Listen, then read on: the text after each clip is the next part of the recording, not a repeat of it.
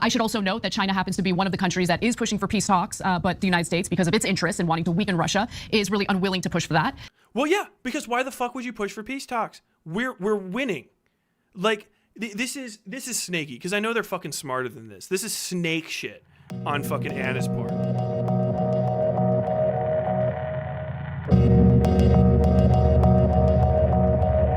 I came across this video from the Young Turks. If you don't know who they are, that would be stunning. I'm streaming this on fucking YouTube, not Twitch. And they are a sort of like a lefty-ish news organization. Normally they have some pretty okay coverage, particularly when it comes to speaking about the shortcomings and failings of like legacy media. You know, they're really good at talking about that sort of stuff. But very recently, they have been kind of on a tear of bad takes, largely in part to I don't know what it's in part to. I don't know what to blame it on, other than they're pretty much kind of like mealy-mouthed politics. They're like sock dems.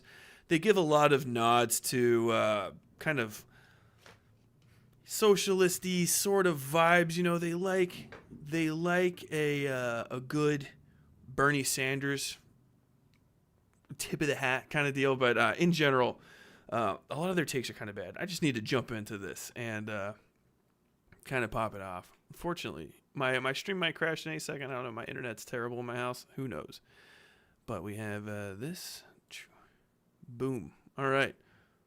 So, yeah, they had some Ukraine coverage recently. The Young Turks had some Ukraine coverage that I watched part of the video, and I was a little bit baffled by kind of how inept they were in their coverage of it. It seems like they didn't do a lot of research, and they're really just doing commentary from the hip in a way that makes them seem kind of like, I don't know, like a lefty-ish version of like Joe Rogan. I'll play the video for a bit, and we'll get into it. Informed the G7 allies here that the United States has agreed to allow Ukrainian pilots to begin training to fly American-made F-16 fighter jets. This move represents a major reversal for Biden and a wish fulfilled for Ukrainian President Vladimir Zelensky, who has pleaded for F-16s for months.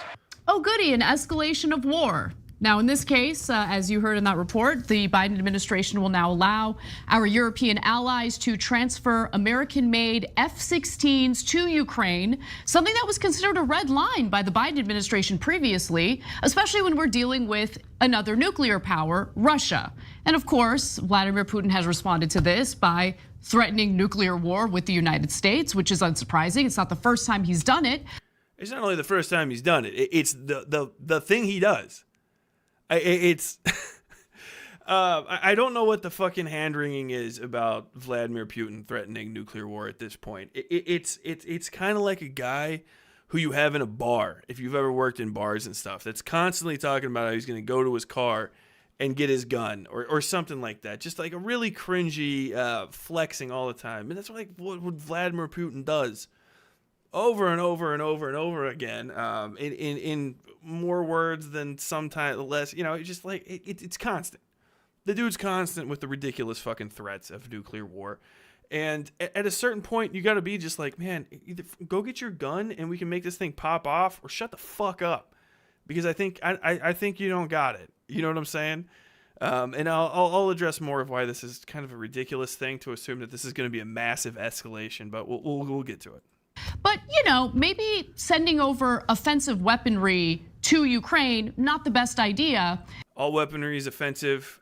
That's a stupid thing to say, Anna. Why would you say that like that? It's bad propagandizing. This is really going to alienate anyone that knows what the hell you're talking. It's very incompetent, highly incompetent verbiage on this. I don't know who the fuck they're trying to appeal to, other than people that are already sufficiently pissed their pants. And there is no end in sight for this war. In fact, the idea of sending F-16s to Ukraine makes it abundantly clear that the United States and its allies intend to continue engaging in this war for at least 18 months, possibly more, because there's some training necessary in order to ensure that members of Ukraine's military are able to operate. I don't know what the 18 months comes from. Why she used such a specific figure is fucking completely beyond me. I guess it's because it's the for at least 18 months. I'm pretty sure that the U.S. is going to be involved into this until either Trump is elected. If he gets elected, he's going to fucking pull everything pretty much immediately, or somebody fucking finally takes Vladimir Putin out of the question or out of the equation, because he's not probably going to end up doing this himself. This is just weird. It's a weird thing to say. It's very propagandizing. It's not really based in any sort of like material analysis of the situation. I don't understand what, or at least another 18 months. Like there was something like we were about to leave, but the F-16 things, you know, we flipped on it. This makes no sense. Great F-16s. We'll get to all those details in just a moment. Now, Ukrainian President Vladimir Zelensky has been asking for F-16 since the beginning of this war, and the United States, under Biden's leadership, had refused to do so. They saw it as an escalation of war. The next video has some more details on this. The F-16, the backbone of the U.S. air fleet, can travel twice the speed of sound. Is that bombs? Who, according to fucking who? The F-16 is the backbone of the U.S. air fleet. Maybe? Who? We don't use that anymore. It's a 50-year-old plane. If you don't know anything about the F-16, it is fucking ancient. It is an extremely old plane. We started making them in the 1970s. They were a response to air superiority problems that we had wrapping up, basically, the Vietnam War. And so they're fantastically, immeasurably old. We have since replaced them. I think they talk about this a little more. I watched like 2 minutes of this and I had to come back to it. I have not seen the whole video. On ground targets and fire air-to-air missiles. Ukraine believes these planes provide a distinct advantage in the skies, enabling them to shoot down incoming cruise missiles and fighter jets, fending off Russia's punishing air assaults. But up till now, providing F-16s has been a red line for President Biden, reluctant to provoke an unpredictable escalation from Russia. Still, in a February interview with David, Biden did leave the door open just a crack. We know President Zelensky continues to say what he really needs are F-16s. Will you send F-16s? Look, we're sending him what our seasoned military thinks he needs now. You don't think he needs F-16s now? No, he doesn't need F-16s now. That was what he said in February, but clearly he has now changed his tune. Now, for the moment being, there's no indication that the United States is going to transfer its F-16s to Ukraine. It's just that our allies will be doing so. We won't be transferring our F-16s to Ukraine because I'm not even sure we fucking have any anymore. That's such a bizarrely incompetent take from Anna that it's wild. Okay, I'll let them get into it. I'm going to try to fix my face cam. But let's keep it real. Eventually, the United States will be doing so as well, because it's an opportunity for. We know what it's an opportunity for. We won't be sending them F-16s. If we have any, they're trainers, and we wouldn't be really training in the F-16s anymore because we're up to F-35. I'll get to that, like I said, in a second, but man, send them more weapons. That creates a need for the United States to replenish its weaponry. And that means more money for the defense contractors who are absolutely salivating over this war that is now quickly becoming an endless war. And I'll explain more of that in just a moment. But Cenk, I wanted to give you an opportunity to jump in. Yeah. So guys, the administration is partly worried about it because it's an escalation. I would say that's the minority concern. They're not really talking about the majority concern, which they mentioned in some articles, but they mentioned it in passing as if it's the smaller concern. I don't think so at all, for reasons I'll explain here. The larger concern is they don't want the technology to fall into the wrong hands, mainly the Russian hands. This is it. This is the moment I paused this and decided I wanted to talk about it on one of my first comeback streams.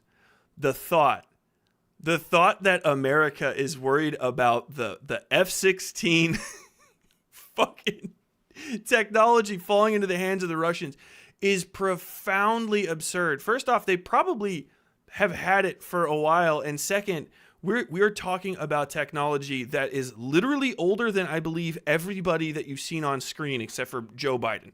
Joe Biden was like 40 years old. You put it in that perspective. Joe Biden was like 30, 40 fucking years old when the F-16 was first flown. You know what I'm saying? I have some of these pulled up, so let's talk about it. The General Dynamics F-16 Fighting Falcon, okay. This was originally manufactured by GD in 1974 to 1993. So it was not even manufactured by that original company after the end of basically the first Persian Gulf War. And there's a bunch of purchases and stuff. It was a big, this is like my favorite plane when I was a little kid. It was cool. But if you remember like the movie Top Gun, it was about moving away from old planes like the F-16 that were much faster and much more intense. Let's talk about this. So what the F-16 is too, I feel like I got to talk about the technical aspects of it.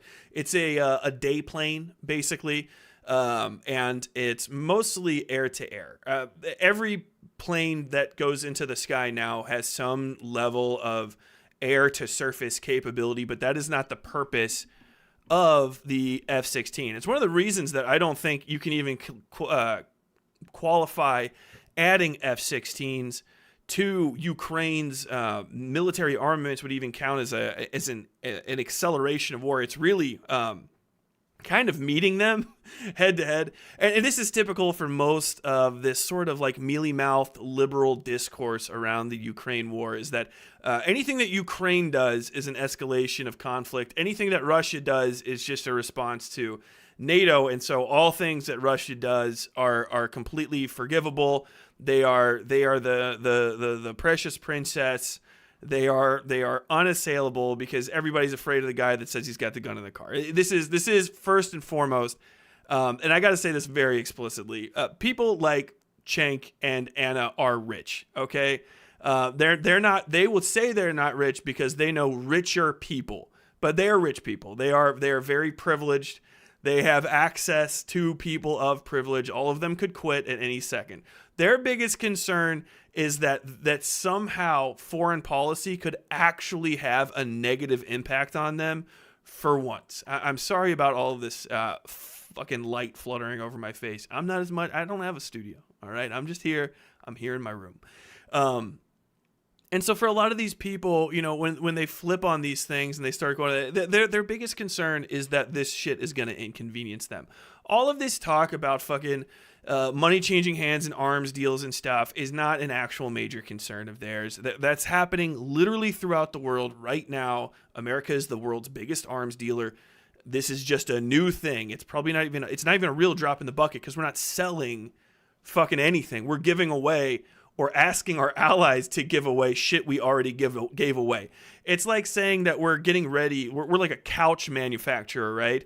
And we just gave permission to somebody that bought a bunch of couches from us to transfer those couches that they've had for fucking decades to a new place. Now, they might end up replacing those with stuff they actually buy from us, or they may not. It doesn't pay. It's all market circumstances and stuff. I would be, if I was any superpower in the world, still fielding F-16s of all things. A plane that was designed to go fight fucking MiGs. It was a counter to MiGs. You know what I mean? It's a Cold War relic of a plane. We've even started fucking actually replacing like the M16 and shit. It doesn't mean it's not effective. It doesn't mean it doesn't have like maximum lethality, but the technologies and just building an airplane around new technologies and new understandings of how fucking battlefields grow and evolve is completely different. Let me articulate this in a different way. So this is the F-16 Fighting Falcon. Okay, let's see if we get we have some stats here somewhere. If I go down, let's see, air combat fighter. No, that's the production stuff. Come on, just give me some stats. Single engine, highly maneuverable, supersonic, multi-role tactical fighter aircraft. One of the reasons also that I said that this isn't an acceleration of combat is because this is primarily to level the aerial playing field.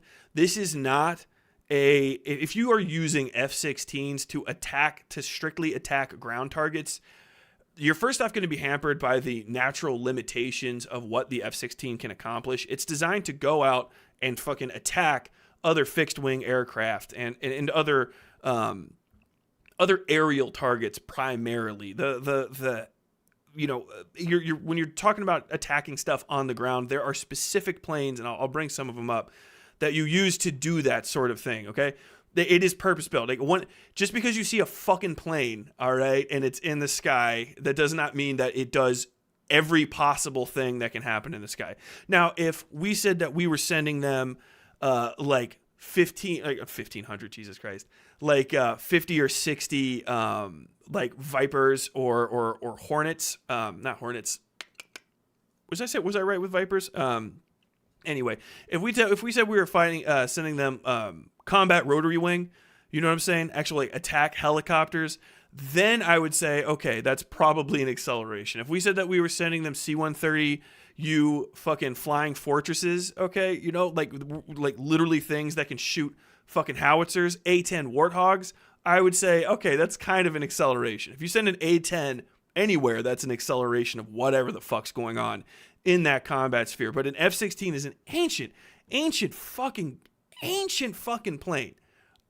Absolutely old as shit. And so since then we've moved on to the Lockheed Martin F-35 Lightning II. Look at the fucking difference between these two things. I can't find all the stats on it. Just look at this guy. He's a sweetheart. He's old. One of the biggest things for the F-16 is it's from such a long time ago that back then for dogfighting, getting this big plexiglass bubble. I don't know if it's actually plexiglass, but getting a big bubble canopy that didn't have struts all over it that would obscure your sight lines while you're fighting was like a massive thing. That was like a big change for it. And so, you know, you go from that to this absolute monstrosity. Look at this thing. It's going to be going so goddamn fast. You're not looking at motherfuckers to fight with them. It's just, oh God, look how fucking mean it looks. It is so cool. And these things have all sorts of upgraded technologies. You know what I mean? It's beyond just what the F-16 can do. This is what we fly out right now. If we attacked Russia, this is the plane that would be obliterating the entirety of the Russian Air Force within like 2 or 3 days. If it took that long to find all of the planes that they were trying to keep on the ground to hide from us. I really can't. It blows my mind how sort of callously ignorant, I guess you would say, a lot of these people that are talking about this stuff are in regard to the capabilities of American weapon systems. Like our military industrial complex is fucking insane. We spend most of our money on it, and you can see it. You can see it on the ground and in the sky, and it comes in the form of stuff like this. This thing is monstrous. It is an absolute fucking unit, and it's extremely new. As you can see, the F-35 started getting put into theater in 2015. This is in addition to the Boeing F-18 Super Hornet. The F-18 Hornets, that's what I call them. This designatory stuff is not shit that I'm particularly familiar with from my time in the military, because we didn't talk about these that much. You just use whatever the lingo is for it. Like, you know, call an M16 is just like a 16 or an A4 or an A2 or whatever the hell you're specifically trying to talk about. Say things as quick as possible. I digress. This is the thing that did a low pass over me. Actually, while I was on post in Iraq one time, and I literally about shit my pants, not because I was scared, but because the force of it flying over the top of me almost squeezed me out like a fucking toothpaste tube. These things are ridiculous. So we already got the 20 millimeter M61A2 rotary cannon. Just look at this. Look at this friggin' thing. Dude, that just erases things. That just erases stuff. You can strafe the ground and things with that. This is a pretty standard. The M61 is the Vulcan cannon is a standard armament throughout a lot of the fixed wing aircraft in the military. But like, we got air to air, air to surface. You can use big boy air to surface. I saw one of these drop, and these are for anti-vehicle in a general sense. I mean, you can aim them at troops, but generally, if you have any sense of spacing and counter explosives planning, basically, I don't know how to really articulate that. When you're doing troop movements and troop sets, you can avoid the majority of getting hit by something like this. That's an extremely like high value munition to drop. I've seen one of these dropped in combat. And it's It's the real shock and awe shit. It's an absolutely monstrous munition, and there's other stuff that you won't even see. These are the things that we send off of naval ships with the Marine Corps and the U.S. Navy, who would be doing the majority of initial combat operations if we decided to start helping Ukraine with actual personnel, which is more than likely not going to happen. I feel like there's a lot of flexing and stuff, but if we actually threatened to really get involved, which would cost us a lot of international political capital, the thought of having actual modern American military equipment fielded against you would be just absolutely terrifying. And this even is, this is younger than me actually. So these guys are worried about 50-year-old planes. This is still a pretty decent plane. It was made in the 90s, so it's got a lot more advanced technology and stuff in it. Nothing to the F-35. And then, sorry I brought some of these up. And then we have, if you are actually worried about real escalation, this is the AC-130. Look at the bottom of this. This thing doesn't move fast. It goes quick. It's a plane, but it's not a jet. It's a prop plane that is usually a personnel carrier, but instead in this configuration, this is the gunship configuration. All of these guns are coming out just the one side of this. This is basically the replacement for the old Super Fortress B-32s, because the B-32 was also, I think, capable of just doing troop transport and stuff like that. They modified and advanced those sort of platforms and created this absolute fucking monstrosity. This thing right here, this little white bit, that's so that you can see in the dark. It's got FLIR. You can see a few of them around here. This is another one of those Vulcan cannons. It's shooting a 20 millimeter round. That's that fucking big.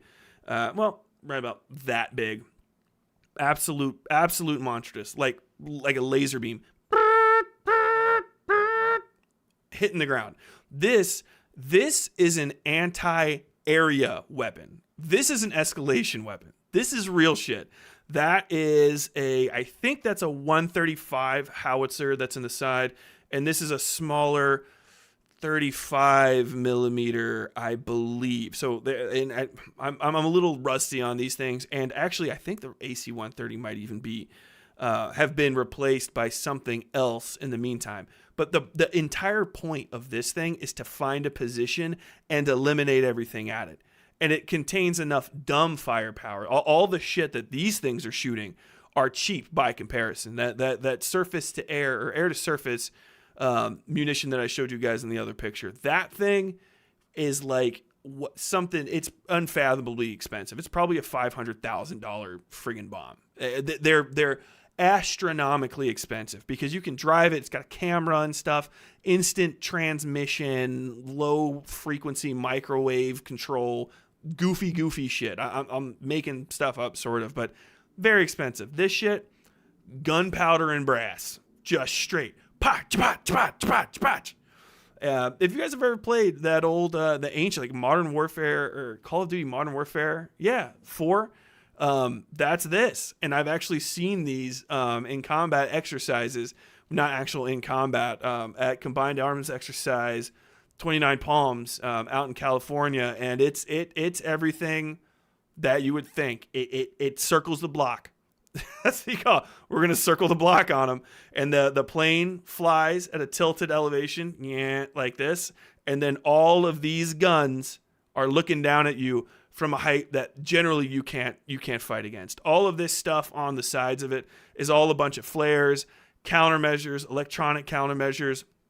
The plane itself can get shot absolutely to shit and be fine. It's got armor on underneath it. I think some of the new ones have reactive armor and shit. It's a flying tank, literally flying artillery. It's there's if this is on your battlefield and you can't get a plane to take it out ASAP, because a lot of the air or the surface to air missiles will not have enough ass to actually take this thing out of the sky, because it's a big ass fucking prop plane. It's like the B-32. It's meant to get fucking shot. it's going to stay up there and it's going to make your life hell until it has to go back home. And it might not have to go back home immediately because they can fly out another one of them that's a refuel option and refuel this thing and keep it in the sky until another one arrives with more ammo on it.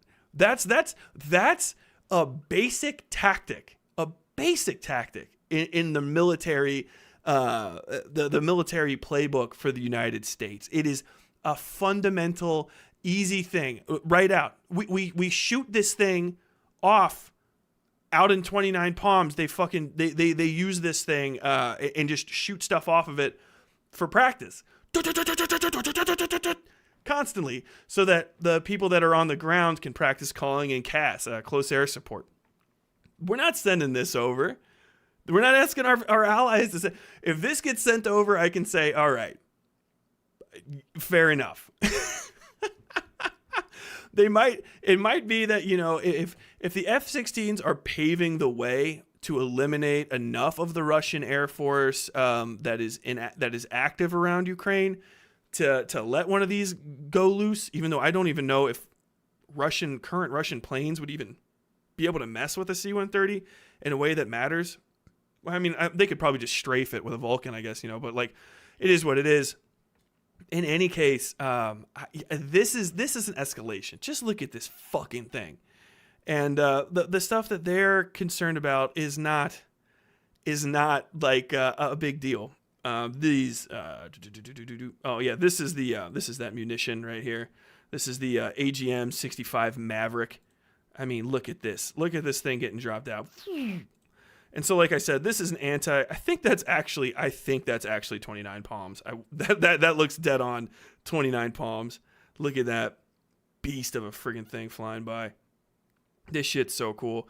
But as you can see, all of these day planes and standard like air-to-air combat planes, they have a really limited munition load. These big things right here, those are fuel tanks. That's for long-range flight. They're just tanks. They can get jettisoned so that you can fly faster on some models. I think most all models can do that now. I could be crazy. If you're in the Air Force or you're a fixed-wing pilot, please correct me. But as you can see, you have limited slots for these sort of things. This is the Pioneer or whatever the fuck, the air-to-air missile. So this is an air-to-air countermeasure. And so that's you're really, really limited. But as a Harrier and as a skirmisher, as an air-to-air skirmisher vehicle, these things are freaking amazing.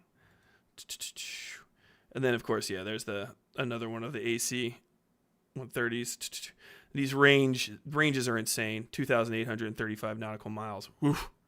And like these are dumb bombs. These things are gonna fall right on you and absolutely blow up. That might be a cluster munition. That's kind of what they look like. I could be wrong. Any Cherry Point dudes, fucking feel free to correct me. They're wild. But this is another thing that would be an immediate leak. I would say, escalation is just the glorious, the beautiful, the absolutely friggin' monstrous AH-1W Super Cobra. I've seen these things in action. They're friggin' amazing. This is a Gatling gun that swivels. It actually looks where the pilot's looking once it's active. It connects to their headset, and they can and guide this gun and literally look people to death. It's unbelievable. The Viper, it's got the same sort of thing. All of these are air-to-surface missiles. I think that's another fuel tank. And these things can be, all of these like areas have chunks. You can see this has got an air-to-air missile. So if you do get fucked with by high-speed fixed wing, you can still rotate and try to fire a countermeasure rocket at it and take it out. And you might legitimately take it out because these things are all not just like individual items that are on the playing field. They are all connected to massive coordination systems that have different names now than even when I was in Blue Force Tracker and stuff. And anybody that's been in the military, I said Blue Force Tracker, they went, fuck that piece of shit. And these all work together with other anti-air, anti-surface defense sensing mechanisms and stuff, and the overall like intel apparatus in order to just get that payload from whatever the takeoff site is in there. This is real shit.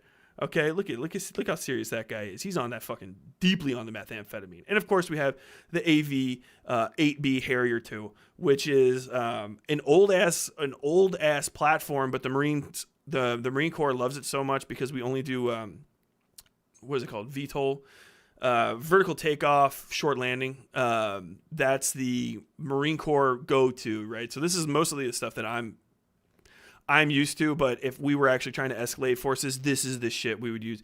And the Harrier is an extremely multi-tool type fixed wing aircraft. It is a literal like fucking Swiss Army knife. You can lift off and land everywhere. It can be finicky and people have problems with it, blah, blah, blah, blah, blah, blah, blah.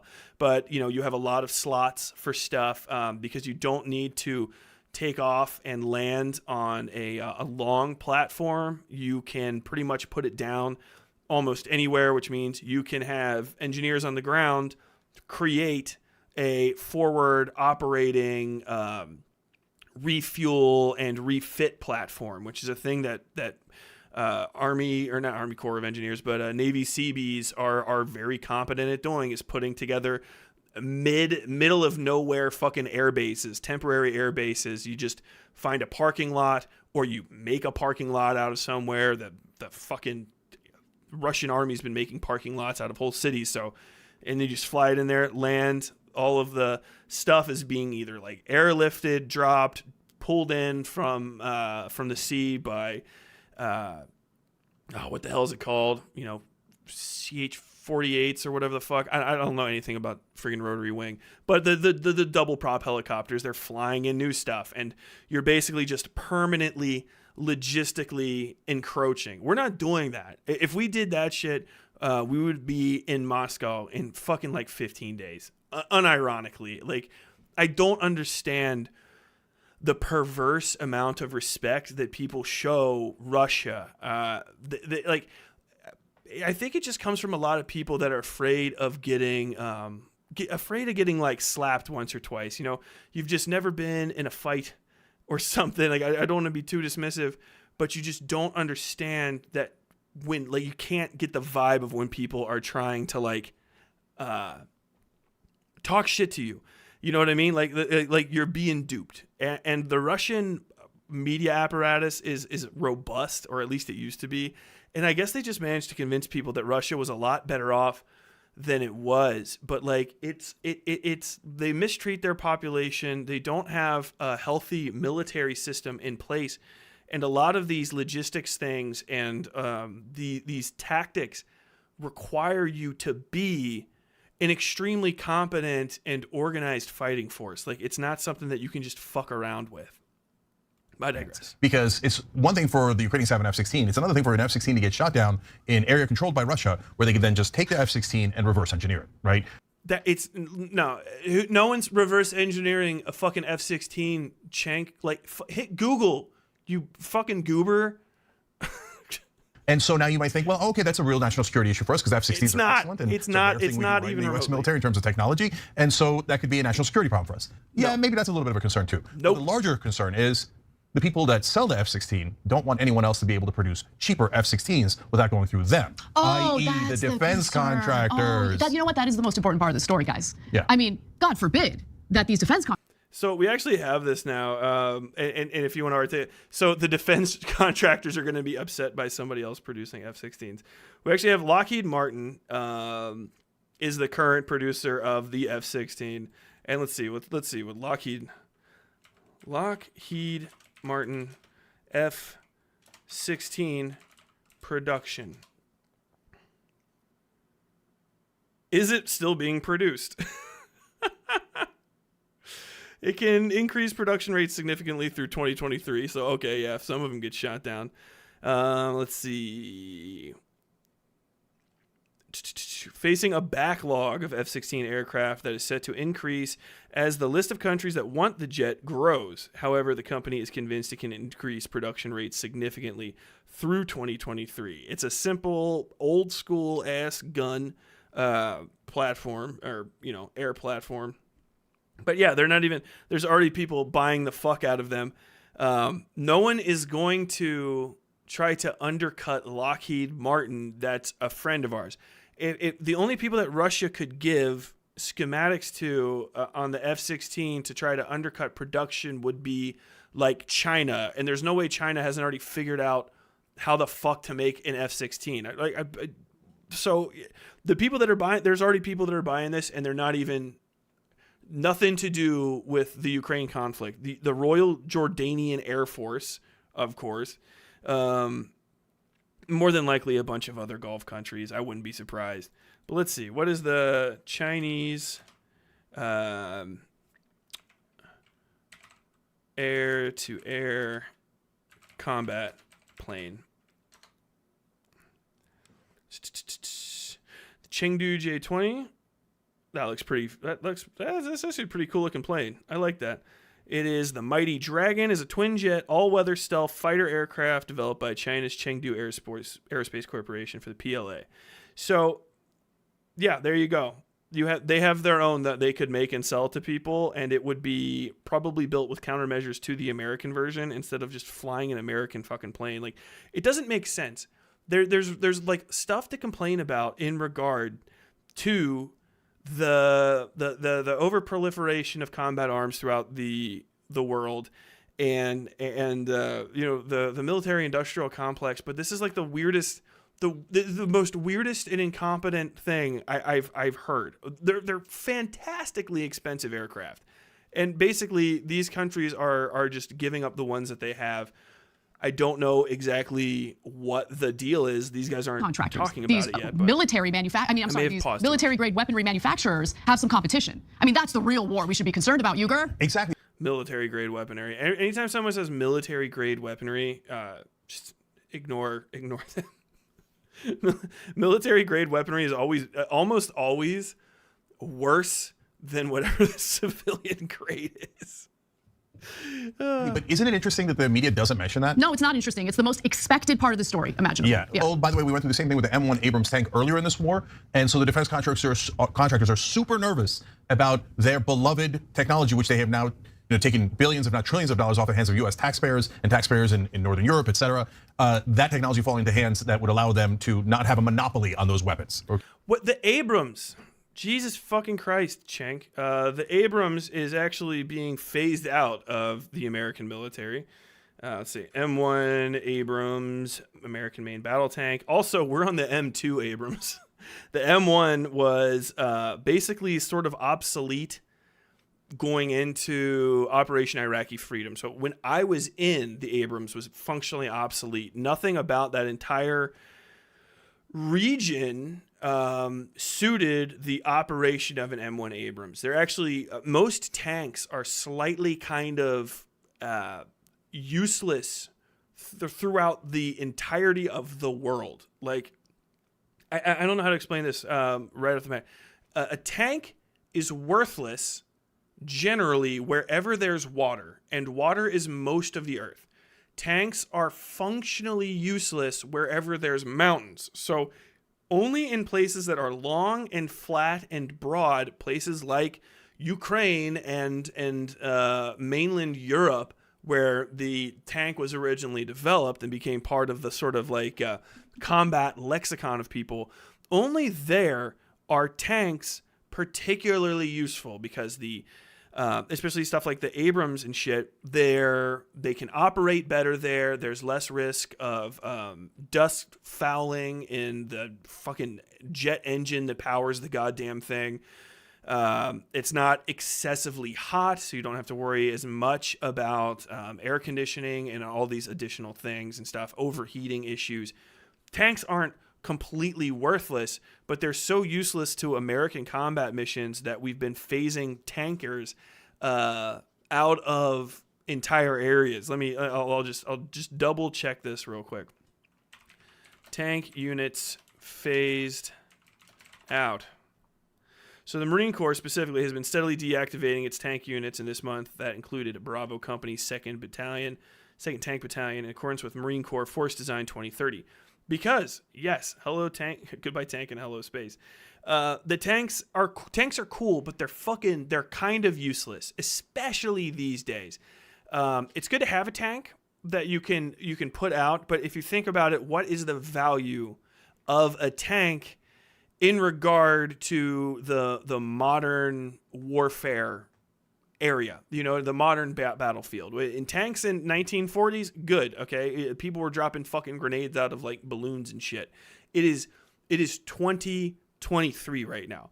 Tanks are slow moving. They are a hot target. They move fast by like vehicles going over land, speeds, but they don't move fast considering the speed of a Javelin missile or an anti-tank dumb rocket. Our anti-tank countermeasures are extremely adept, and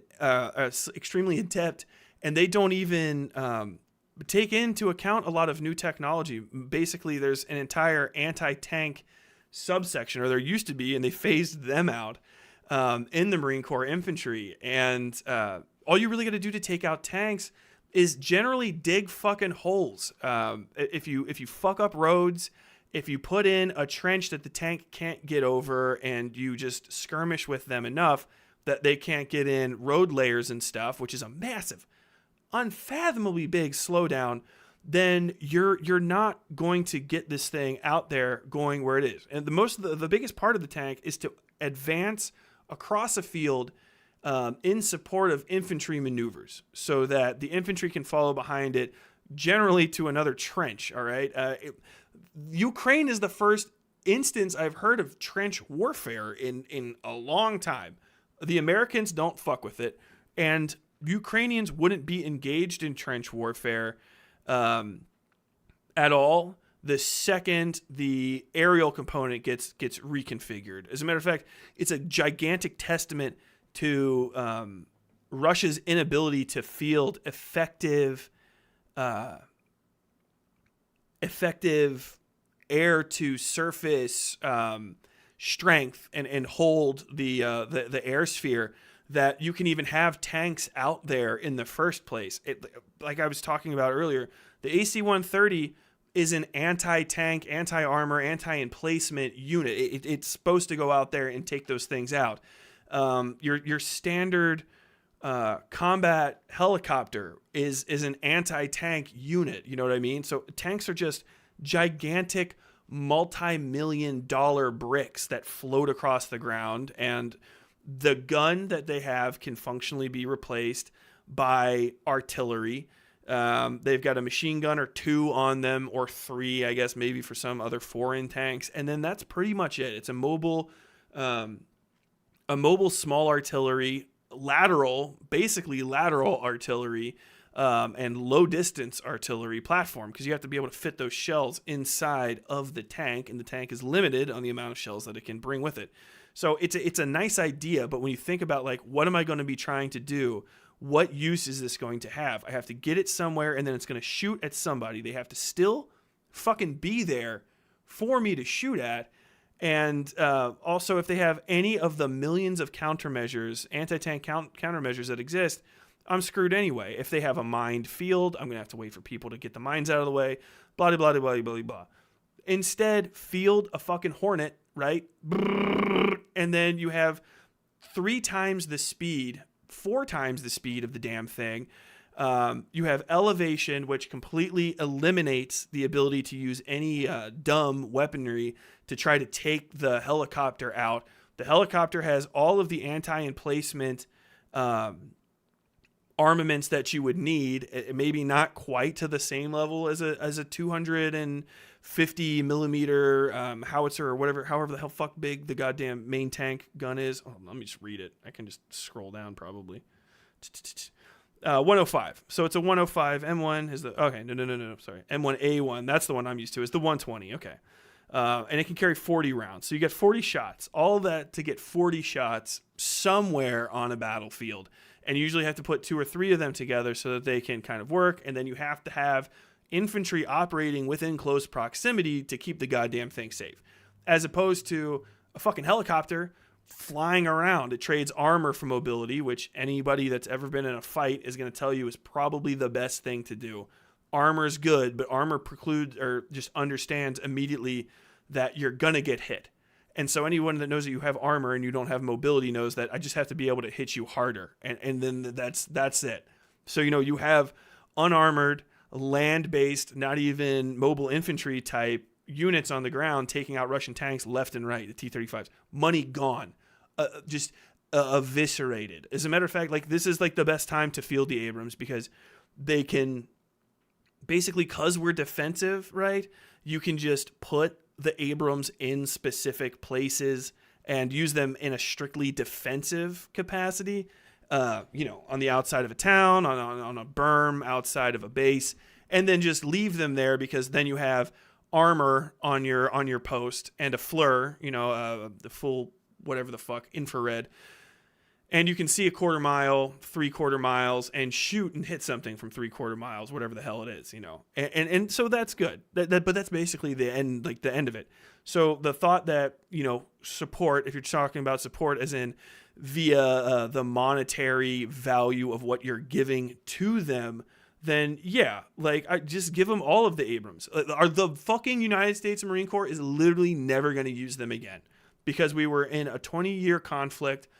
I saw tanks 3 times over 3 combat deployments, and only 1 time was actually in fucking theater, and it was at Abu Ghraib prison, of all places, doing the same thing that I was talking about before. They were just literally sitting it there as a countermeasure to shoot back at stuff that was over on the outside of the wall. I wasn't at Abu Ghraib during the creepy times. I was there just for like a week and a half during the transfer over to the Iraqi army I didn't do any of the weird shit. I was in high school when that happened. But yeah, that's the value of the main battle tank, and it pretty much ends there. And it costs as much as much better platforms. So we're getting rid of it. You know what I'm saying? Okay, and so that's the iceberg of this story that no one else is talking about. It's not But really it's an also true of the so-called Pentagon accounting error that you might have heard about. We're going to talk about that later in the show. Now, John Kirby, who's a spokesperson for the White House, sat down for an interview about this new decision to allow for F-16s to be sent to Ukraine. And don't forget, it's also allowing for the F-16s to be sent to Ukraine.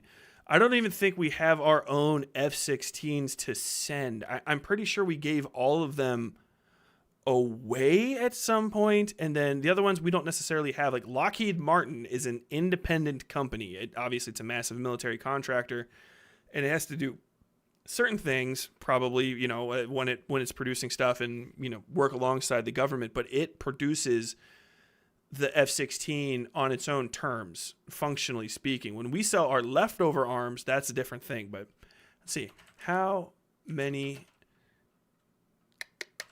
F-16s left in U.S.? I think I looked this up earlier, and it said 0.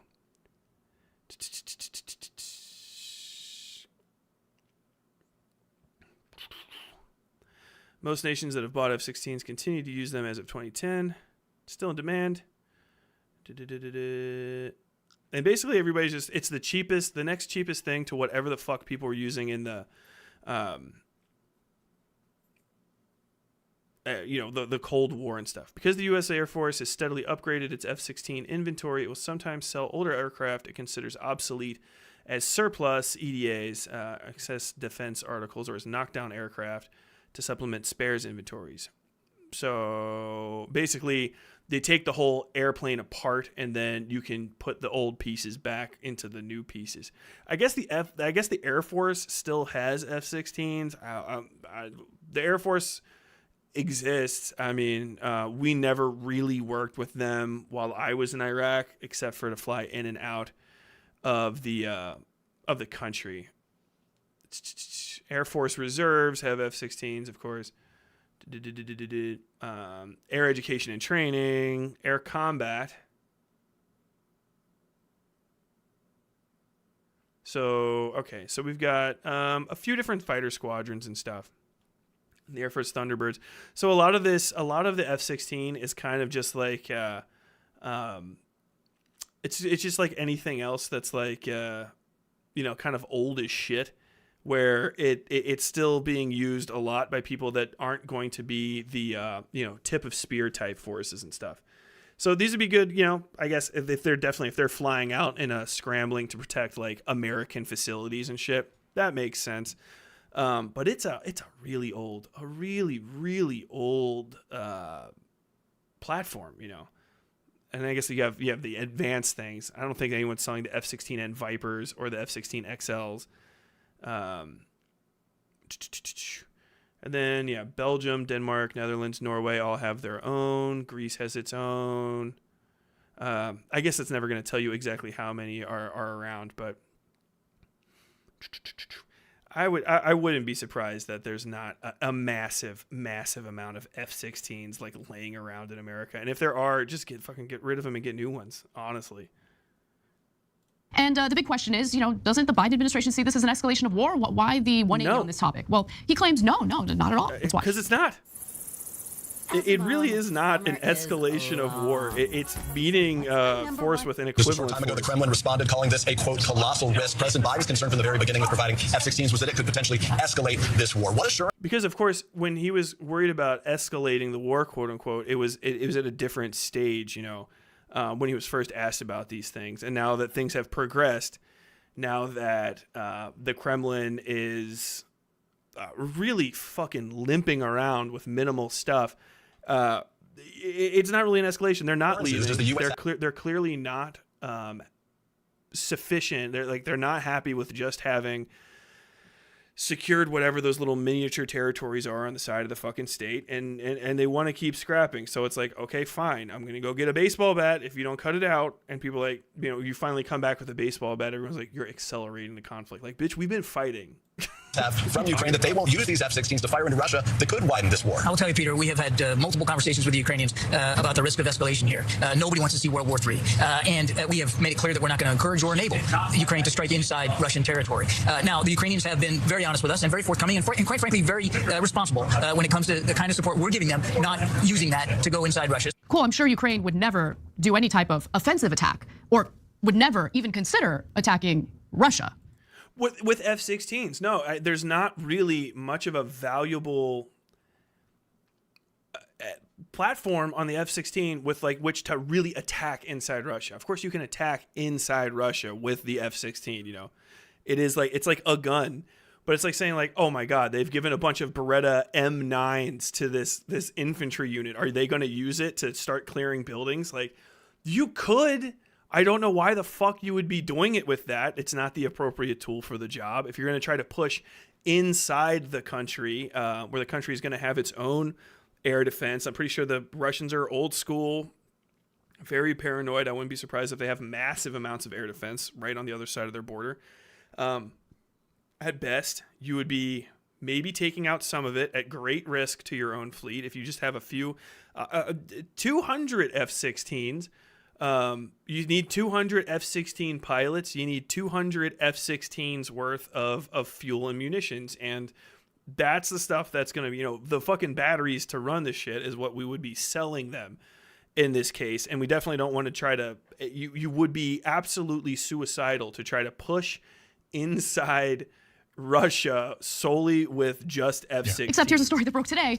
Ukrainian official confirms group of Ukraine allied Russians crossed into Russian territory and attacked town. Let me give you some more context, but before I do, Cenk, seems like you have some thoughts on this. I do. Listen, guys, the Ukrainians are not going to want to violate an agreement with America because America could cut off further weapons, et cetera, that they need. So would they attack the Russians right away? No, unlikely with the F-16s. But it depends on how desperate they get. So let's say they think that we're not going to send them any more aid, which is a possibility at some point. They think, well, we already have the F-16s, and understand why they might want to use them inside Russia, because Russia is firing missiles at Ukraine from inside Russia. And the only way to stop those is to bomb them inside Russia. So it only depends on how desperate the Ukrainians are. Once they have them, they have them. So can we just at least be blunt about how this is an escalation of war? It really isn't. Come on, Cenk. Really? It is. Like, I don't. You really think it is. How is it an escalation of war? How are you doing more war than has already been doing, other than by just flapping your hands and saying, how is it? It doesn't make any fucking sense. The impression that if they violate any agreement with the United States, that the United States would stop sending them weapons? Are you insane? No. Come on. And look, there's a reason why we would care. And we don't want instability because that could affect the stock market. So it's not like we have any pure motives, but we do have motives for not escalating past this. But this is definitely an escalation. And by the way, don't get me wrong. It's not an escalation. Will we escalate even further? It's enormously possible. To what? To what? It would be just an active land invasion against somebody that's invading you. That's not an escalation of war. retaliatory counter invasion is not an escalation of war. War has already been escalated to the point of invasion. You have been invaded. So now we are invading each other. All right? The border no longer is viable. It is not a viable border. It has been broken. There is no, by the Kremlin's decree, difference between Russia and Ukraine. They violated the border. The border sanctity does not exist. So counter invasion is not an escalation of war, especially if it's just to minorly infringe on the borders of a country you're at war with in order to counterattack emplacements that you're literally being fired upon for. That doesn't make any fucking sense. It's like, okay, somebody was shooting at me out from inside of their house, and the cop's like, well, you went inside there and shot at them? Like, yeah, dipshit. Because it's not even, like, that's too small even of a metaphor. Literally, yeah, it's like a little kid saying, I'm on this side of the line, throwing rocks at you and saying, you can't come get me, you have to stay on that side of the line. If you come and get me, then you broke the rule. Like, what fucking sense does that make? And I really think it just boils back down to, at the end of the day, the TYT folks are just like absolute shit. There's the theater as always, and the real world as always. And the theater is, my God, we care about those brave Ukrainians. The theater right now is like all of the shit that they're doing. They didn't. There's no justification other than we all know in the entirety of this. And for some people, right?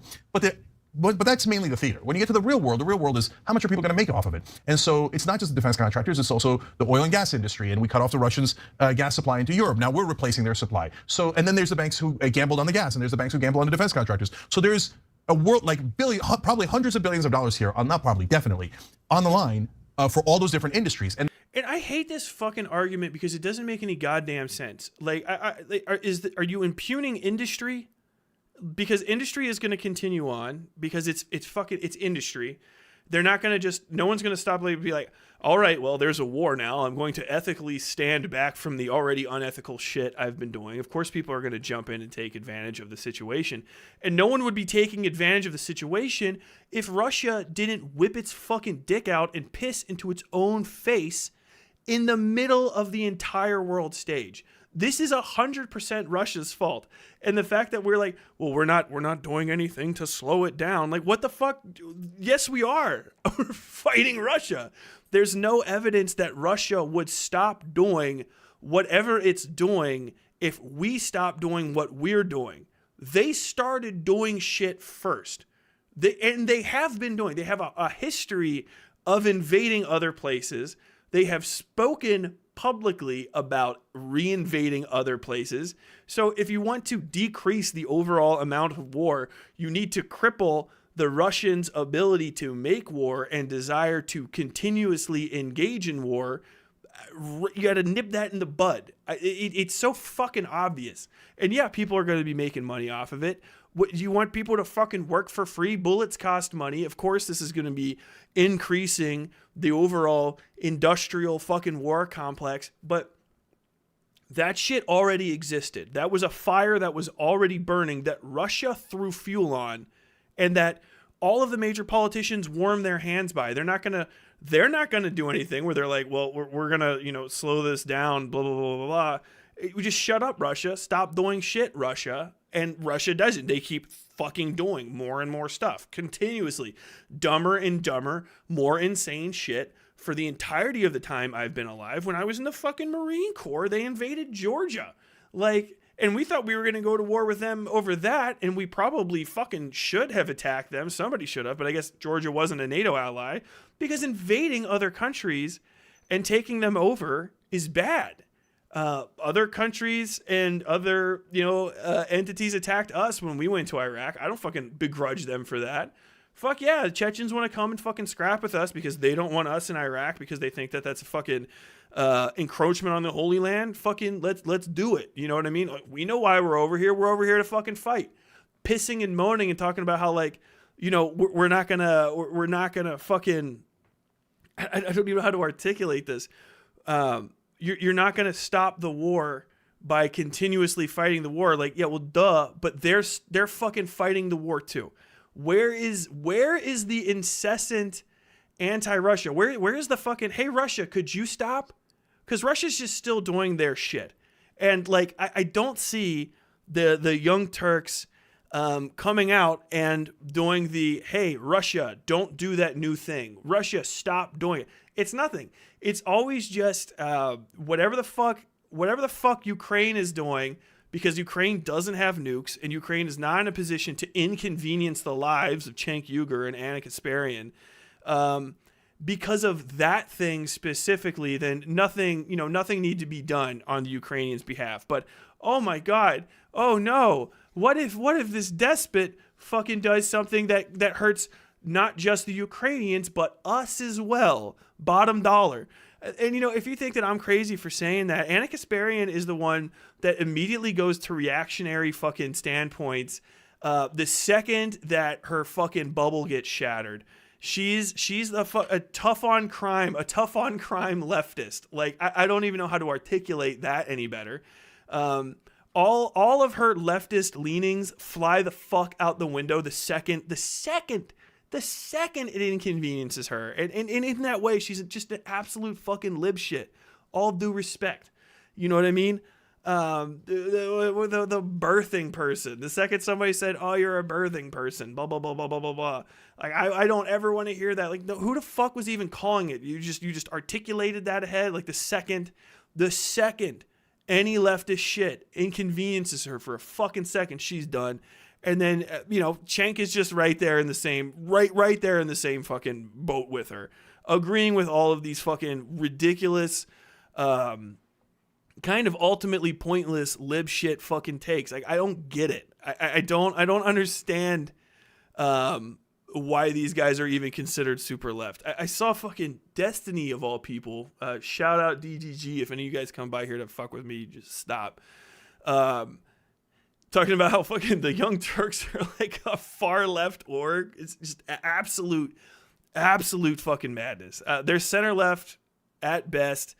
And as the Overton window is moving more left in this country with more unionization and shit, especially the Overton window that sees from the leftist perspective, they seem more and more centrist all the time, because they do have the kind of middle ground of the DNC. The DNC's new blood, basically, the most middle ground positions that they have are all things that the TYT folks share. You know what I'm saying? I would say Sam Cedar's further left than the Young Turks, because at least Sam Cedar, by default, kind of engages in some level of dialectical materialism, whereas every time the TYT guys talk about anything outside of their immediate sphere of deep understanding, which is the legacy media stuff, which they're fucking great at, and generally some of their anti-reactionary content. If you can't fucking look at Tim Pool and make fun of him, I don't know how you can be on the left. But in a general sense, like, that's pretty much the end of it. And I've been seeing them talking on social issues and stuff, and if it wasn't an opinion that was basically right and solidified in 2003, stuff like gay marriage and being, in a general sense, anti-racist, their takes are fucking just wildly lukewarm or half-assed, and all of this Ukraine war shit. It just feels like leftist reactionaryism, which is just not addressing the situation via the material. The material conditions on the ground and what's actually going to happen. It's just this idealist stuff of industrial war complex bad, industrial war complex bad. It's bad. It's like, oh, okay, yeah, it is. Obviously, fucking, it's a bad thing. This is the one time it's doing something that's moderately good, and you have no replacement for it. No replacement whatsoever. Not even just an idea, but there's literally no systemic thing or individual action that you can take that will provide a better outcome for the invasion of a sovereign nation by a fascist, literally outspokenly genocidal power into Ukraine. You have nothing. You have nothing. And every time I see you guys give takes on it, is this self-congratulatory, is everybody crazy but me? the masturbatory shit, and you're barely even talking about the things that you're talking about with any sense that you had like maybe a fucking aide look them up on fucking Wikipedia and just double check what you're talking about. Like, one thing I'm pretty sure is that the Lockheed Martin, you didn't say Lockheed Martin, the American whatevers are going to be really upset when the F-16 gets downed in Russia, and then they're gonna have all the secrets. Like, no one's gonna be fucking mad about that. Russia has to have an M16 by now. There's a bunch of countries that are near them that are buying them. There's black market parts. There's F-16s that I'm pretty sure have been shot down in other theaters and not fully recovered. I wouldn't be surprised at all. And in general, like, the technology in the F-16 is not so fucking proprietary that it's completely unreplicatable. You know, it's this understanding of how military systems and weapons work that comes from, like, I feel like I'm listening to people talk in terms of like fucking James Bond movies. Like, now that they have the Whisper Drive, they'll be able to get submarines right on the East Coast. Like, that shit is done. The science behind all these things are settled sciences that have just been put into military applications and shit. The things that you should be most worried about are specific high value munitions and high technology content munitions and shit that are really capable of defeating modern countermeasures and stuff like that. That's the thing that you should be most concerned about them stealing. And the thing is they get to keep the pieces of them because they're pulling them out of their own dead soldiers when we shoot them with them. Like, and at that point, you know, you can pretty much start trying to figure out a countermeasure. But, you know, when you're talking about a specific plane, what are you concerned about that they're going to learn? The plane goes a certain speed. The planes are built a certain way. You can learn a lot of the aerodynamics just by using mapping systems to look at the fucking outside of it. The engines are based on technology that has existed for quite literally over half a century. There's almost nothing to learn about a fucking F-16 that you can't learn from buying a better plane from China and trying to replicate that.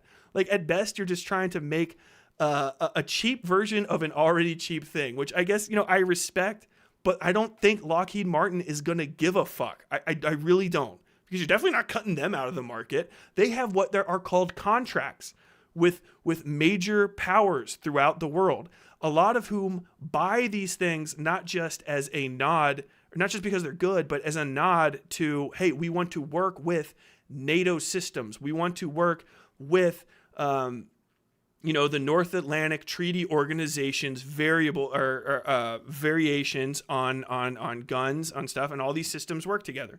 The Vulcan. The Vulcan machine gun shoots the same round, so everybody's going to buy the same round from different providers that sell it and stuff. And so, you know, everybody that's on the NATO systems is on the NATO systems, and they're going to stay on the NATO systems, and they're not going to buy a fucking rehashed different version of it from somebody else, because then Lockheed Martin will find out and they'll be like, what do you mean you're going to buy that? Like, it doesn't shoot our rounds. Like, what the fuck was the point of it? Oh, Jesse Fernandez says, what's up? Hey, what's up? How you doing? It's my political channel. I digress. I just think it's patently absurd. And they're constantly sending lobbyists to talk to politicians, including the White House, lobby, to make themselves more money. They don't care about our interests, the Ukrainian interests, etc. And that is what's driving a lot of these decisions, while the press puts on a play about humanitarian this. You know, America's worried about escalation that, when in reality, most of the decision makers are worried about how much money everybody's going to make. Let's discuss the decision. Which is fine. Okay. It works for me this time. Generally, it's not in my best interest for whatever these corporations and stuff are. They're making money, and it's fucking me over.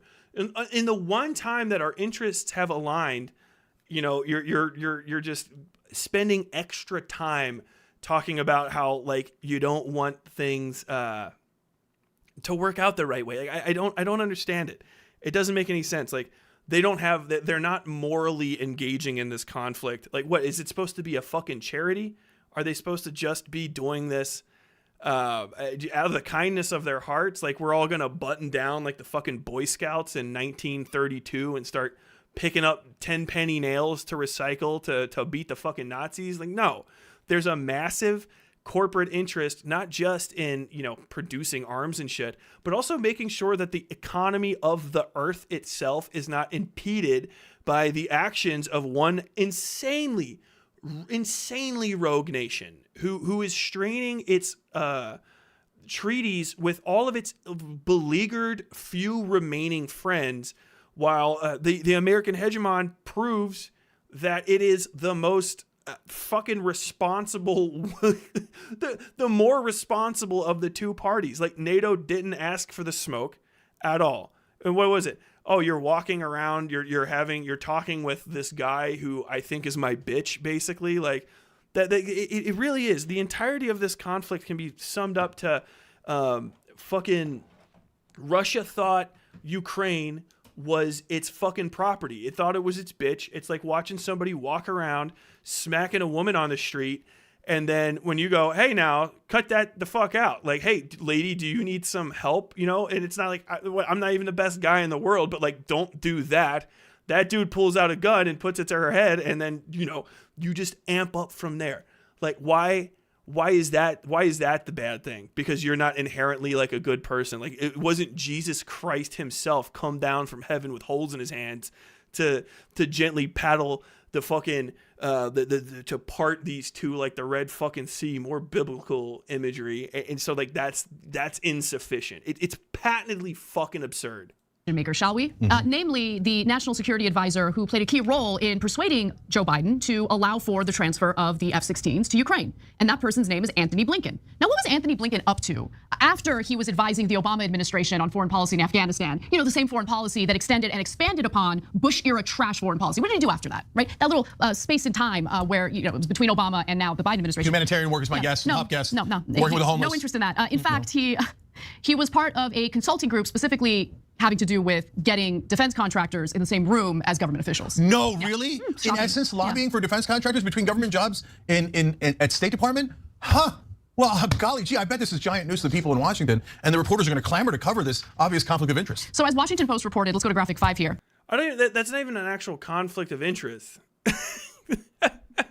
Like, that's beyond the pale. That's like, who the fuck else is going to be talking about transferring the goddamn planes?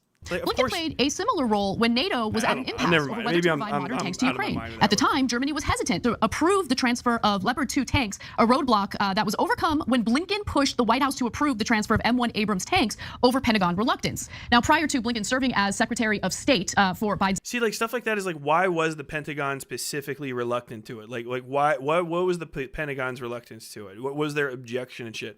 We're not getting into a lot of this. It's a ton. A metric fucking ton of, we all know, conspiracy theory shit, guilt by association nonsense. And you know what? Like, fuck the military industrial complex people generally. But like, if you guys are supposed to be fucking like reporting on stuff, like, why aren't people reporting on this? Blah, blah, blah. Give me cite a single fucking source. You know what I mean? That has something valuable to say other than like, hey man, that guy went and talked to the dude. Administration. Like, okay, I don't give a Blinken fuck. ran a defense-related consulting firm known as West Exec. In fact, when Biden tapped him to be part of his administration, I remember researching this and writing a piece on this because I thought that there was, some conflicts of interest here. And surely with the development of this war in Ukraine, the conflicts of interest are pretty brazen and pretty obvious. So West Exec did not respond when asked for a list of its clients, but according to people familiar with the arrangement, they include Shield AI, a San Diego-based company that makes surveillance drones, and signed a contract worth as much as $7.2 million with the Air Force to deliver artificial intelligence tools to help drones operate in combat missions. Blinken and Michelle Flournoy, another person who is close with Biden, have served as advisors to Pine Island Capital, which raised $218 million for a new fund to finance investments in military and aerospace companies, among other targets. So Blinken has a history of working on behalf of defense contractors and getting them sweet deals with the federal government. I mean, like, wouldn't you be talking to a defense contractor when you're talking about defense? Like, I don't. That's exactly what I see here. I see this as an opportunity to make I don't money even think this is a for these conflict defense of interest. contractors. Like, who it's the pretty fuck disgusting because I don't. Who the fuck else are you going to talk to? Like, literally, who is the other person? Okay, what, a defense lobbyist came up to you, came up to the people and lobbied for them to use their shit. I like that. It's lobbying. Okay, lobbying's bad. I get it. trust. I mean, this isn't do we like really a trust the smoking Pentagon gun when they can't even pass a single financial audit? They haven't passed one. And this is do we another really have dodge. trust It's and just faith in them, aspersions, in regard to where the aspersions. military weaponry is ending up? Do they have a full accounting of it? I never understand the fucking full accounting of weaponry things that we're talking about either. Well done, Shit goes fucking everywhere, man. It's a goddamn war. Of course not. Don't be ridiculous. Okay. And so all this is to enrich those folks. How do you know not? How do you know not? Where is that? Where is this? What is all of this? Don't be ridiculous. Don't be crazy. Blah, blah, blah, blah, blah. Hey, we have a quote from somebody on background that says like, hey, man, I got it on good authority that this defense contractor is in cahoots with a bunch of other defense contractors to do defense contracting. Like, what the fuck smoking gun is that? And why is this the like, fuck, this is the escalation in Ukraine. Like, everybody wanted Biden, who is a Dem, notoriously the most slow-moving human beings on earth. Zelensky, who is defending his fucking homeland, wants the fucking planes to defend his homeland. Other people are like, hey, give them the planes to defend their homeland. It doesn't hurt anybody except for the Russians. It grows the economy. Like, it's one of the rare times it's a fucking dub. I guess you're just trying to cast aspersions on it, which is but guys, really at what the same this feels time, like. the Ukrainians should get our help. And the Russians definitely invaded them, and they were definitely wrong. And We got to put that in the end. Make sure it's a little bit at the end here. We're just going to let you know, hey, Russia did make a little boo-boo here. Russia made a mistake. We're going to go on for fucking 20 minutes about, well, I guess this is me pausing, 6 minutes about backdoor conspiracies, shit we can't prove, things that we're just saying to ourselves that are true. But at the end of it, hey, maybe it is what it is, maybe it isn't. The Russians made a little boo-boo, little poopy pants. And so we're stuck in the middle ground here where we want to help good people. We are not in the middle ground. We are not in the middle ground. We're not even fucking there, Cenk.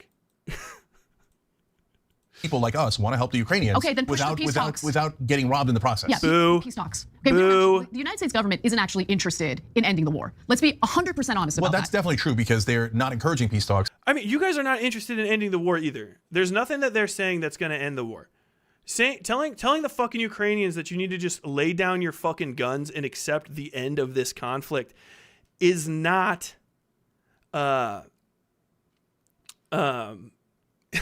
sorry, I just read something. But, telling them that they should just set down their guns and end this conflict on terms that aren't fucking completely acceptable to them is fucking insane.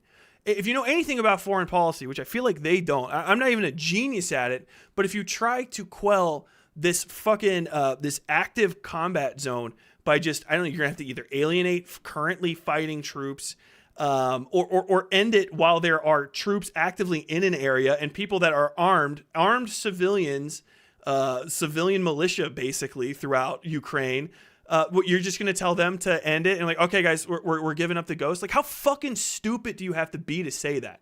In an unironic way, I feel like I'm being direct and straightforward when I say how fucking dumb do you have to be to think that that is in any way, shape, or form something that is going to happen and have a beneficial result? It's not going to lead to the end of the war.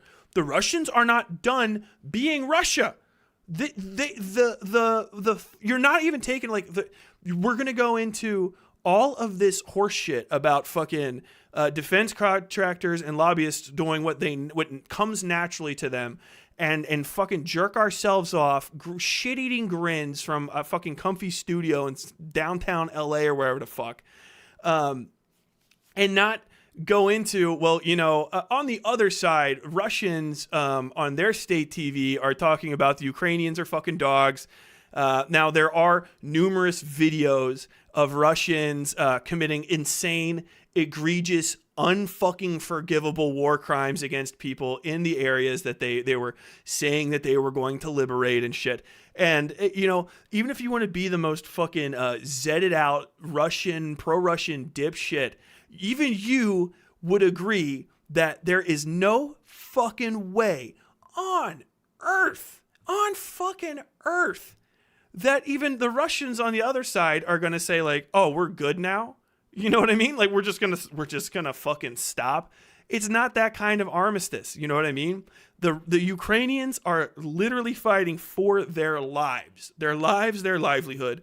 Russia is a place that has routinely engaged in reprisal killings. I know there's like some lefties out there that are still like, man, the USSR, the spirit exists. It's not like that anymore. It's a mafioso oligarchy. It was absolutely, the country was plundered and all of the potentially good people were fucking eliminated over the years to make way for just relentless pseudo-feudalistic capitalist nonsense. And that's the place that's over there. There's going to be reprisal killings, poisonings. Nobody that is participatory in the effort to free Ukraine from Russia, if you stopped fighting now, would ever be safe in their homeland again. Because I guarantee you I'm not even going to look at their peace accord. I don't give a fuck.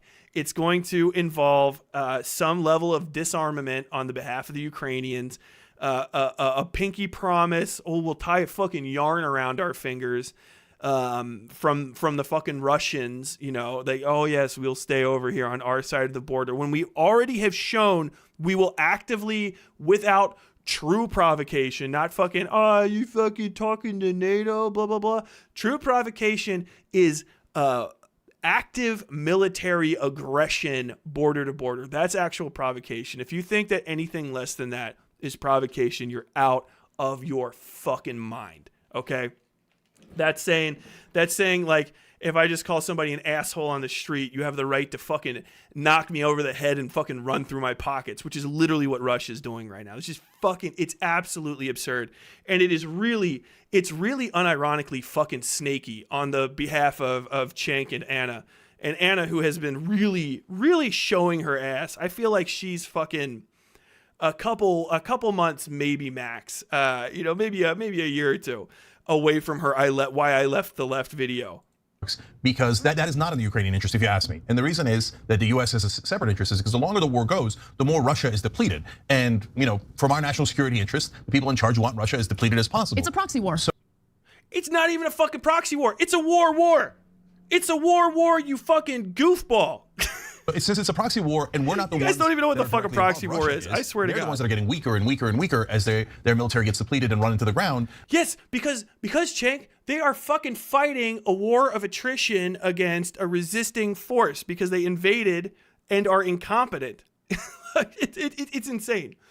Jesse says, I know you said this a while ago, but according to the wiki, there's 25 other countries that have F-16, so the technology cat is out of the bag. It goes without saying.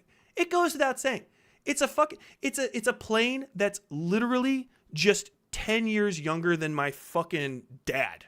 You know what I mean? It's a plane that has had grandchildren at this fucking point. It's patently absurd. These guys have no fucking point. This is the most improperly, poorly prepared, self-congratulatory segment I've ever seen from these two. And even if they quote unquote win and get parts of Ukraine, still their military will have been devastated. Win. Their pipelines will have been shut down. Or the sanctions will blown up. Or blown up, and that literally happened. And it's probably one of our allies, if not us directly. And so we will take advantage of all the things that happen because of the war. And yes. So but that puts good people in the same basket as people who have no interest in humanitarian issues. Which is a return to the status quo, quite literally.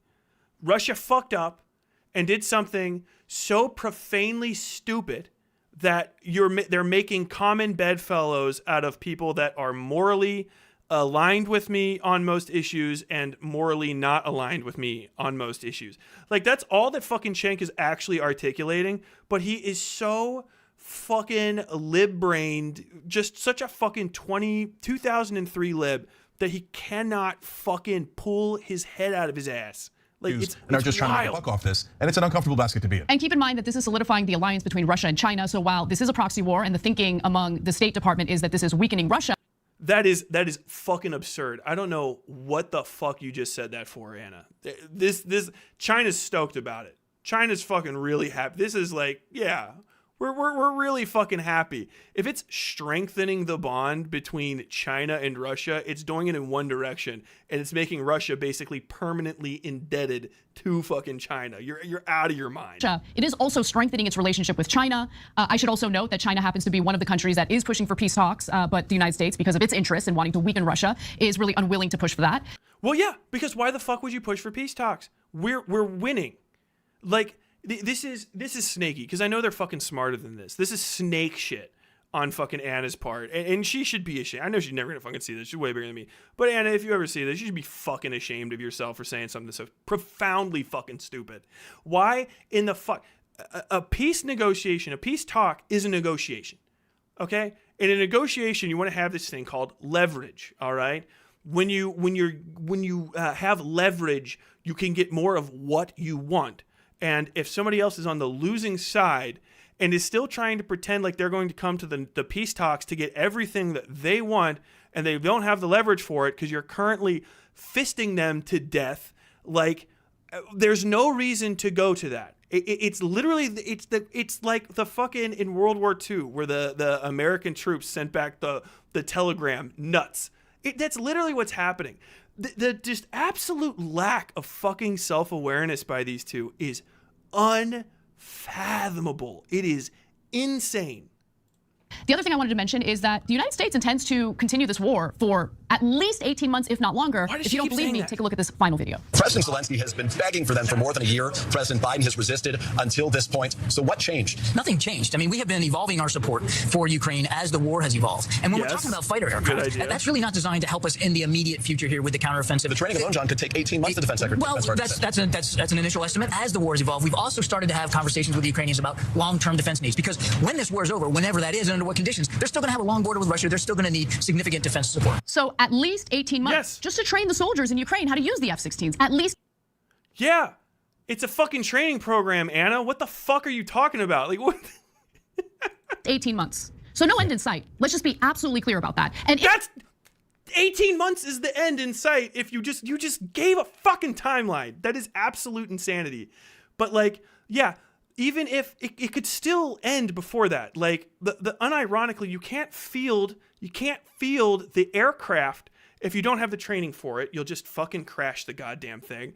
If they need 18 months of training, it's so that they can fly those aircraft, which is so that they can defend their fucking border. It literally gets you closer to the possible peace process. Like, do you want them to start being friends with someone that literally invaded them? Like Anna, they got fucking invaded.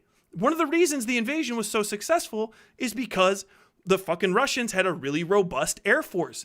Giving Ukrainians countermeasures to that robust air force ensures their long-ass border that they have could potentially be safe. Like, the defense guy is 100% talking from years of experience at this point. Like, you're putting me in the position of being, like, with these fucking lobbyists because the position you're trying to argue from is so profoundly fucking stupid. Like, it cannot be, I can't even deal. I didn't know this video was going to be this insane.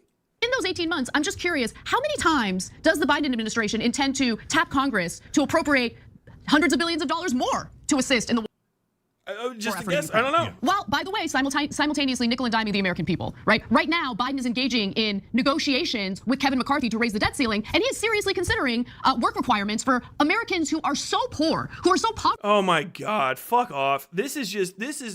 Literally, you don't have a point. Biden escalates war against Russia is the point of this video. This is the title. And now we're to this thing where Anna's fucking screaming about a thing that has been ongoing for forever, which is us not supporting people's health care and you know, oh, he's taking the money out of your pocket, taking the money out of your pocket, taking the money out of your pocket. Dude, we're spending less money this year than we did in any of the fucking previous years in Afghanistan and shit. We've got more money laying around now in a technical sense, and we should be spending it on stuff like that. In addition to this is just good foreign policy. Like, by every fucking metric, it's a good idea, unless I guess maybe the Russians completely lose their mind and turn the world off. But we could also completely lose our minds and turn the world off at any point too. Like, that's what sucks about nuclear proliferation. But we're not even getting into that. We're not even putting Russia in the crosshairs in this. Like, we're talking about Kevin fucking McCarthy and the goddamn debt ceiling, while this whole thing is about we shouldn't give F-16s to a country that's being invaded by a fucking another country that has a superior air force. It doesn't make any fucking sense how absolutely badly you're handling this, even if you're on really trying to argue from that side. It makes no goddamn Poverty sense. stricken, that they would need to do prove that they're looking for work or engaging in work Says in order to get neoliberals welfare using the benefits same that they talking clearly points as need the because far they're right on struggling this. financially. So nickel and dime the American people, Absolutely. continue this now new endless war with Russia. It's a proxy war. Why is it endless? It's been a fucking year. Endless war, dude.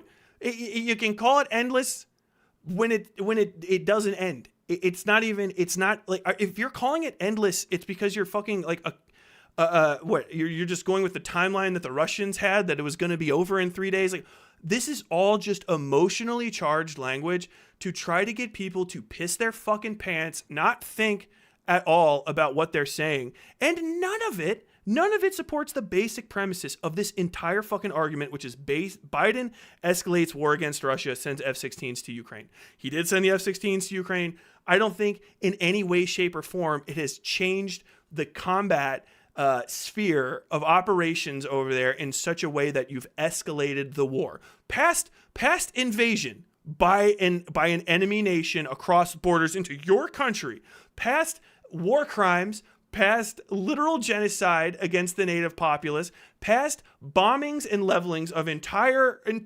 cities. Bakhmut's fucking gone. That's in Ukraine. That's a Ukrainian territory. Gone. And nothing like that has happened to Russia at all so far. The best they could give was a mealy-mouthed, some Russians that fucking hate Russia crossed back over, and that's the best you can fucking do. This is absolutely snake shit. It is fucking absurd.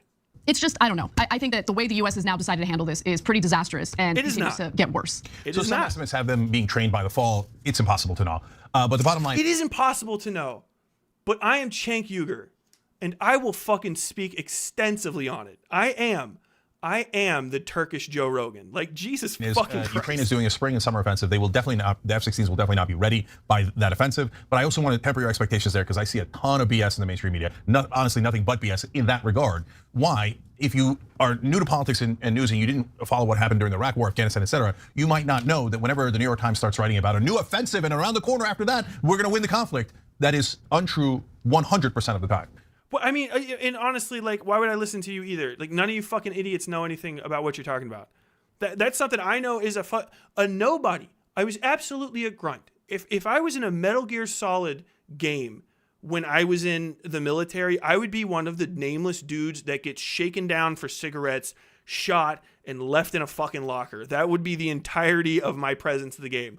And even I have, with that little bit of fucking awareness of combat operations in theaters, like, I can make better predictions in general about fucking almost every goddamn armed conflict I've ever seen than the New York Times. The New York Times is a trash fucking rag, okay? The Gray Lady hasn't been good in years.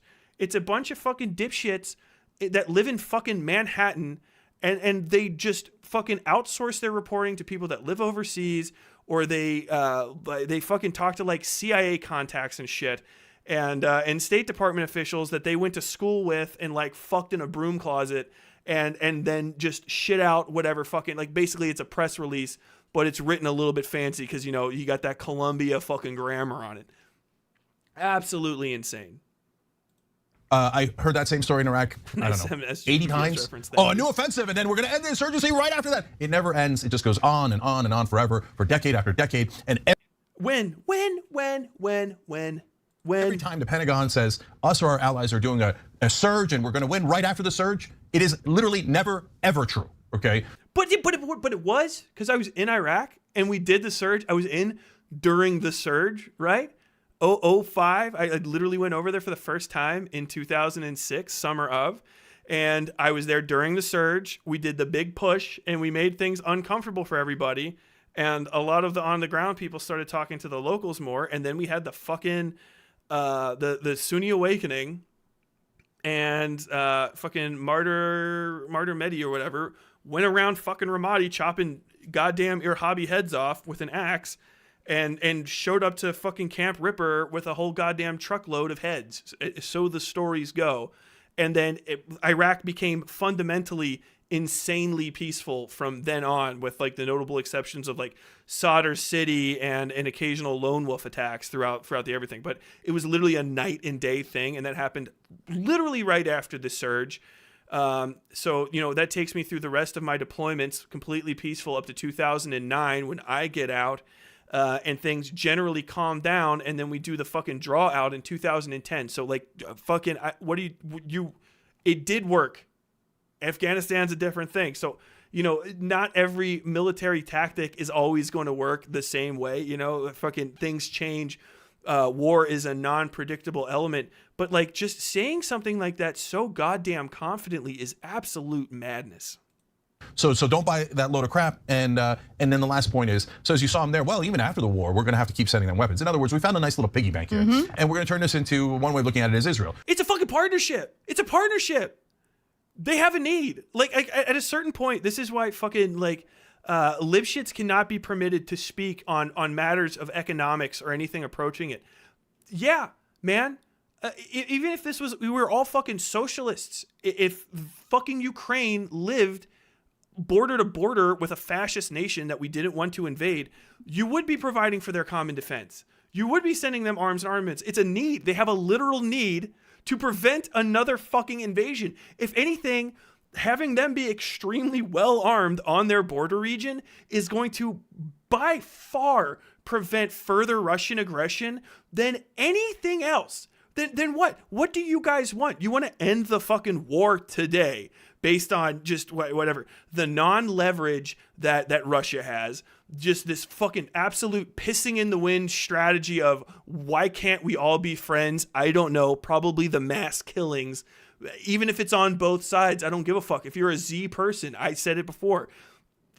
Are you guys going to fucking give up? Are you guys going to say like, oh, you know what? No, bygones be bygones. No, if there's not a strong, impenetrably powerful deterrent against further Russian invasion along the long border of Ukraine, Russia's military goals in the region have not changed. They have not been affected in the least. There is no reason whatsoever to believe that they're going to just say, you know what, we learned something today, kids. Maybe you shouldn't invade Ukraine. This is the most profoundly fucking stupid thing I've ever heard in my life. And it's literally just a commercial to be like, hey guys, we're virtue signaling that we're against the military industrial complex. It's like, okay, fucking great. Unfortunately, you're doing it at the one time where the optics make you look like a fucking moron because they're the only option and it's working. So if being a leftist in your mind is doing the dumbest shit possible in the most outspoken, emotional, no facts, guesswork way possible, then fuck yeah, I guess. Like, what do you want?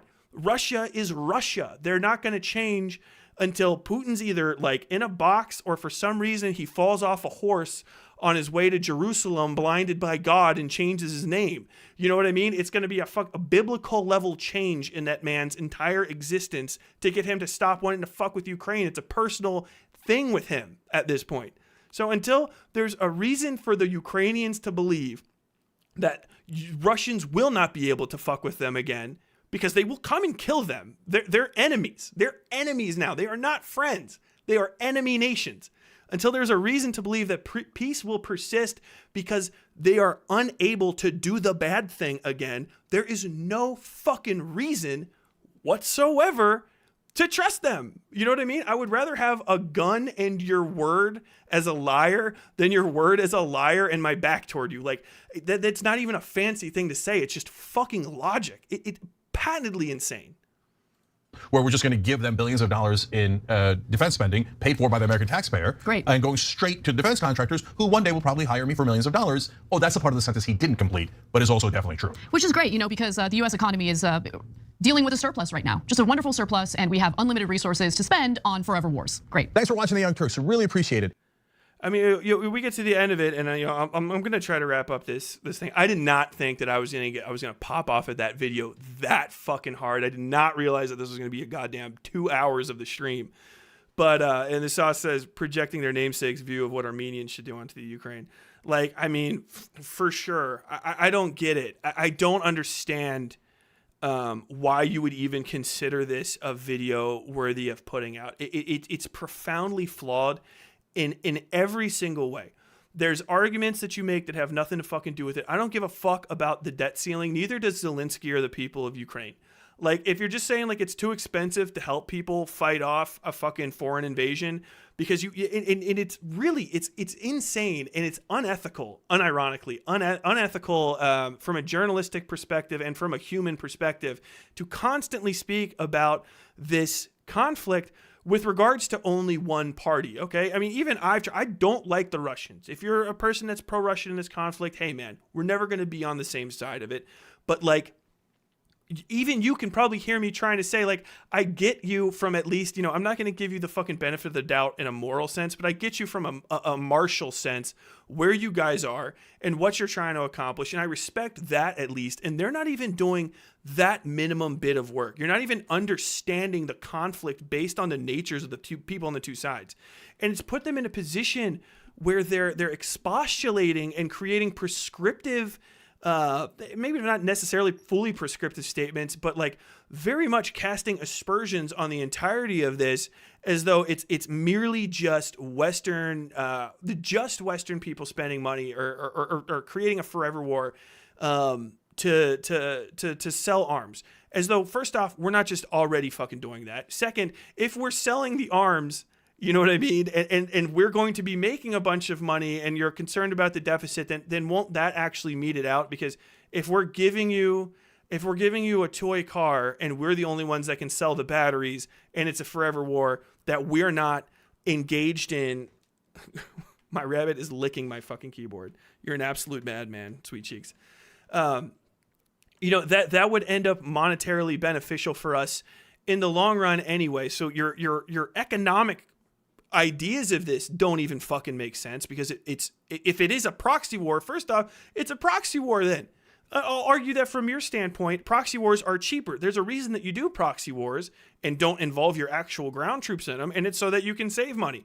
Because as expensive as all of those fucking munitions and armaments that you're sending over are, an individual human life, a trained soldier, Marine, airman, corpsman, sailor, whatever, what have you, the cheapest we get is $1 million, 1.5, 2.5 million per for all of the amount of training and stuff. And to train a new person, it costs that much. It's an insanely costly endeavor, sending people over there, feeding them and shit, dealing with the political fallout back home. Here, we're just throwing a microscopic amount of money. And I like that she's jumping out with hundreds of thousands of dollars, and ignoring the political realities of what the money that's getting sent over there is, and doing it on purpose too. I have no reason to believe that they are this incompetent with a platform that's that size, and they've been in this fucking industry that long. They know that the monetary amount, the $50 billion in aid or whatever the fuck they were sending over, is not merely $50 billion in a fucking, a series of duffel bags full of cash. It's all, it's a gigantic lump of property and assistance and stuff. And half the time, because, we're trying to say that we inflate that shit. So if an F-16 from 1972 that's been moldering on a strip of land outside of Cherry Point, North Carolina, if we break that down and sell it for parts, we're still going to sell it as a fucking full-ass F-16. Here's a fucking F-16. We want all the money for it. Doesn't matter if it's a crate full of disassembled parts. We're sending them over unfired bullets, unfired weapons, unfired fucking single-use rocket launchers and shit that cost a lot of money. It's dead labor. It's already spent capital. And if we want to, that money is gone. It's gone. It's already vanished. Why the fuck, if you think about it, why would we be giving them money to buy stuff? They can't even buy stuff from fucking anybody. They probably are buying some things, but we're sending over fuel. We make the fuel for the F-16. We were sending over the fuel for the F-16. We make the fuel for the M1 Abrams tank. We were sending over the fuel. let me even look this up. Cost of an M1 Abrams. So yeah, Abrams tanks are made by GD, and each one costs over $10 million when including training and upkeep, according to Reuters. So when we send them over, that's $10 million in aid, plus a flight, plus a fucking boat ride. Those things are itemized. Those aren't fucking included in the price. Like all of these things are being fucking itemized so that the people of Ukraine later on, when we're like, hey man, remember how nice to you we were? It's like, yeah, you were extremely fucking generous. It's basic politicking. You know what I'm saying? And it's insane that you're attacking it from just the most absurd direction. Like, if you want to get mad about the Ukraine conflict, Russia is there. Russia's incompetence in warfare, their inability to hold territory, their inability to understand their own limitations, to come to the bargaining table in good faith, not mentioned once in this. And it's snaky and it's unethical, fundamentally, journalistically unethical to describe it from that stance. And like it borders on, like, I don't know if they gave up on RT and so you guys are getting a little bit of cash down the line. I unironically would not be surprised if fucking Anna and Cenk are compromised on this, because I feel in a fundamental way nobody could be that fucking stupid. It just seems impossible, to me at least. I don't know, and not just stupid, but like either wildly incompetent as journalists. Insanely. I would get fired from a local newspaper for presenting a piece of this length, this magnitude. This is like a front page level article with just the minimal amount. Fundamentally, almost no research done into it at all. Almost no hard sources cited. One source on background from a different fucking place. Like, I know it's commentary and stuff, but if you're even just trying to do political agitation, this isn't even Fox News tier. Like, I feel like you're going to do this and like 3 days later, you're going to have to be like that one chick coming out. Oh, we don't know why somebody would make that up. It's that level of attention to detail and incompetence, and it's really disgraceful. And I'm disgusted. I'm frankly disgusted by the Young Turks for putting out content that's just this bad. I have nothing else to say. I think I'll end that segment there.